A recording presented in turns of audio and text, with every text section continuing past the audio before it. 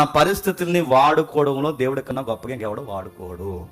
నీతో పని చేయించుకోవాలనుకుంటే గుర్తుపెట్టుకో, నువ్వు బాగున్నా చేయించుకుంటాడు, గుర్తుపెట్టుకో. నువ్వు అలాగేలా తిన్నా 4 మొట్టికలేసి చేయించుకుంటే మొత్తం మీద ఎవరిని ఎలా వాడాలో అలా వాడడంలో దిట్ట ఆయన. ఎందుకంటే ఆయన పుట్టించి గిట్టించేవాడు కనుక ఆయన అన్ని తెలుసు. చరిత్రలో దేవుడు నిశ్శబ్దంగా ఉన్నాడన్న పదం అక్కడ సూట్ అవ్వదు. చరిత్ర ఎక్కడెక్కడ ఎలా జరిగించాలో చెప్పండి, ఏ పరిపాలన నిలబెట్టాలో ఆయన పని ఆయన చేస్తున్నాడు.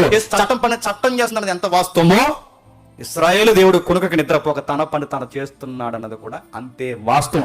ఆయన నిశ్శబ్దంగా ఉంటే భూమి తిరగదు, ఆయన నిశ్శబ్దంగా ఉంటే గాలి వీయదు, ఆయన నిశ్శబ్దంగా ఉంటే ఆయన ఎందు ఉనికి కలిగి చలించము, ఆయన నిశ్శబ్దంగా ఉంటే మానవ మనుగడ ముందుకెళ్ళదు, ఆయన నిశ్శబ్దంగా ఉంటే చరిత్ర జరగదు. చరిత్ర సంపూర్ణ అవ్వకపోతే తన ప్రియసుతుడు ఎలలోనికి రాడు. పక్కా ప్రణాళిక ప్రకారం ఆయన జరిగిస్తున్నాడు. కానీ కాలం ఎప్పుడు ఎలా సంపూర్ణ చేయాలో, ఎప్పుడు నిశ్శబ్దంగా ఉండాలో, ఎప్పుడు మాట్లాడాలో పక్కా సార్వభౌమ అధికారం కలిగిన వాడు ఈ బైబిల్ దేవుడు.